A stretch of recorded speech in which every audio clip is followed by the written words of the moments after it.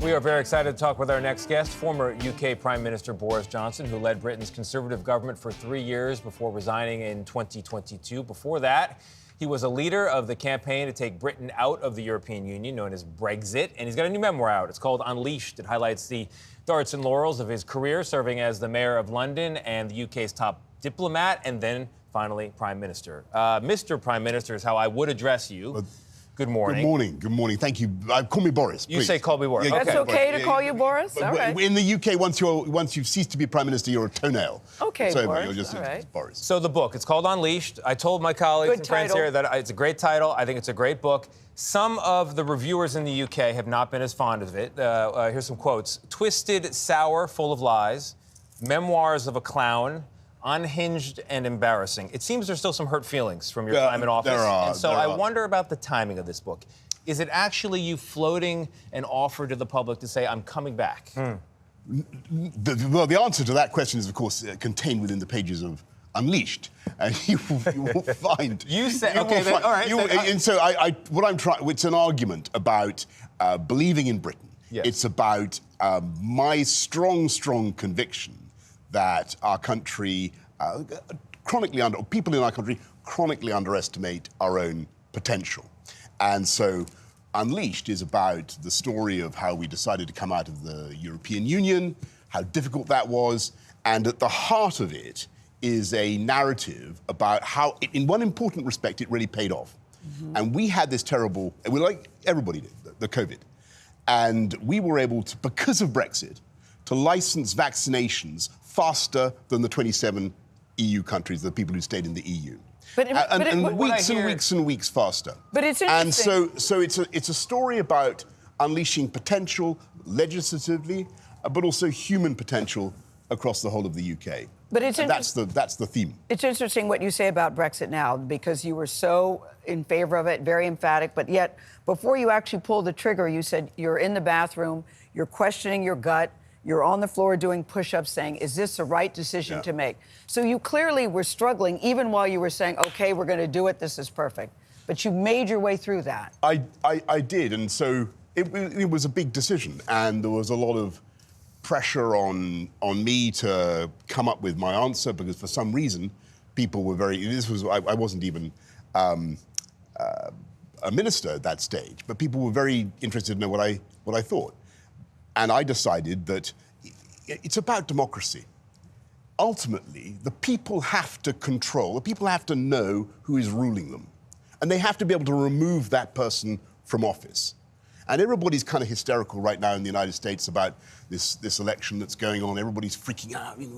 But Boris, they removed you from office. They removed you from office. My colleagues did. Yes. Not the people. Yes. And there's something rather wonderful going on right now in America. How so? I'll tell you why. Because on Tuesday, there's going to be this election. Of course. Tony, Gayle, Nate, you don't know, none of us knows what's going to happen.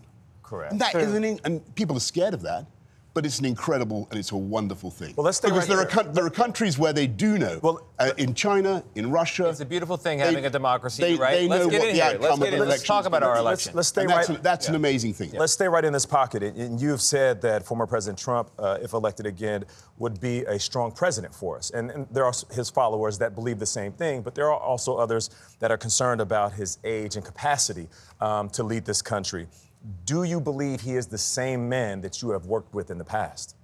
Well, as far as I can see, yes. And I've just got to go on what I saw in my time in office. It's all I can offer, and it's all I can talk about, which is what I do in Unleashed. And, the guy I saw was somebody who took some pretty tough decisions on big areas of foreign policy, where America took decisive action, whether it was on Syria, on Iran, liquidating Qasem Soleimani, or with Ukraine. Now, a lot of people say, oh my God, what's Trump going to do on Ukraine? Will he sell out the Ukrainians? All I say is look at the record. He was very tough on Putin when we had the poisonings in Salisbury. The United States, under Trump, expelled 60 Russian spies.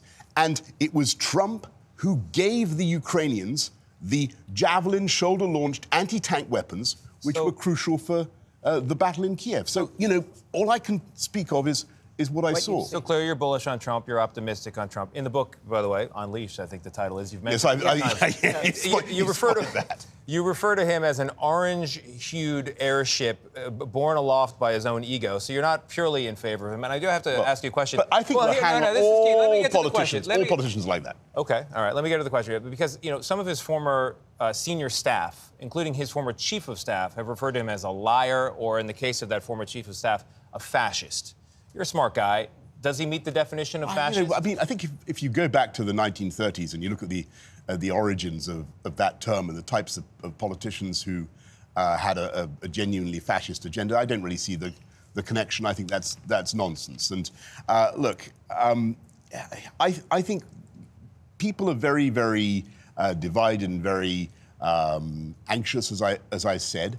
But I just want to remind everybody of what actually happened. When I was running UK foreign policy and working very closely with the US administration under Donald Trump, I've got to tell you, I saw some things that enhanced global stability, that were good for peace. You've also and I'm going to put it out there, I think it is plausible to say, as former President Trump does, that had he been in office in 2022, I think it is plausible that Russia would not have invaded Ukraine in the way that it did. You're carrying a lot of water for him.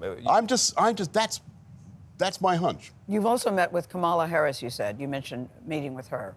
Yes, and I thought she was totally on top of her game, and it was a good meeting, but it was only one meeting. You hold a high view, clearly, of Donald Trump, but when you're traveling among the world, what are you hearing from world leaders about what is going on in our country right now? Well, I think, I just want to go back to this point that I've made, that people, there's a lot of headless chickenism. What does that mean? I mean, people running around like headless chickens. Okay. About our leaders? About the prospect of... concern about what's happening here. Yeah. And so people say, for instance, let me give you a for instance. They say that a Trump presidency would mean the end of NATO, right? Or that Donald Trump will pull out of NATO. And there's a big piece, I think it was in one of the British papers, about how at a NATO summit, Donald Trump had threatened to pull out of NATO, or said he was going to pull out. He has used some charged language before, Boris. But it's complete nonsense. I was at that time. I was actually sitting behind him.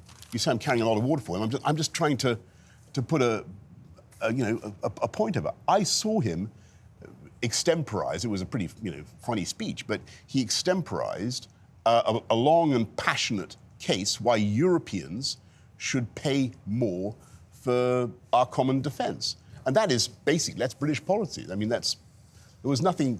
What I'm trying to say is, I think people need to be perhaps a bit more optimistic, a bit more confident about this. Well, you're also very candid about your own mistakes while you were in office. You said, listen, maybe I overestimated my ability. You said, I made a point of trying to charm my way out of things. Maybe I was a little more arrogant than I should have been.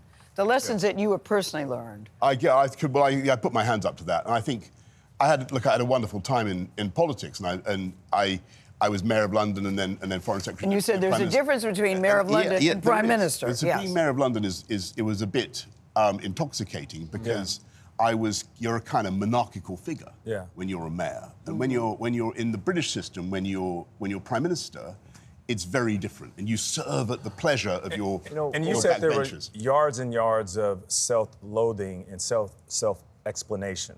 When you came out of that, as Gayle is referring to, what did you find out about yourself?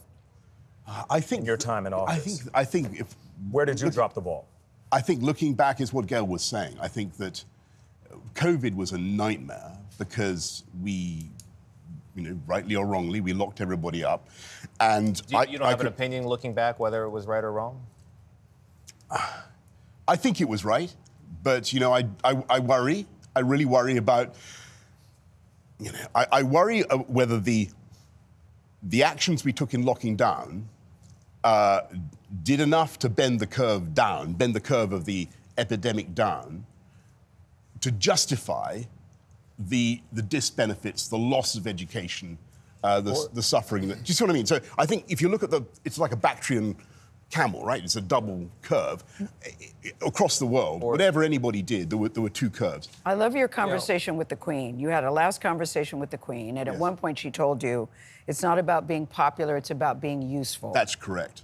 And so I'm wondering how you're sitting here today trying to be useful. Is that what you would like to do? I do, and I think that... you are running again. There you go. No. Useful was the test you set out in your very own book. And Boris, Look, Boris, tell us about your hair. Yeah, I was going to say... When did you decide this was the right look I'm sorry for you? we were out of combs in the green room. We were going to find out about that. No, we were told don't touch his hair. When did you decide this was the look for you? I'm curious. I've never ever taken... David Letterman once said, when did you stop cutting your own? When did you start cutting your own hair? I have no views about that subject whatsoever. But I do have views about the United Kingdom, democracy, independence, and why we did the right thing. Yeah. And Gayle, back to what you were saying before we came.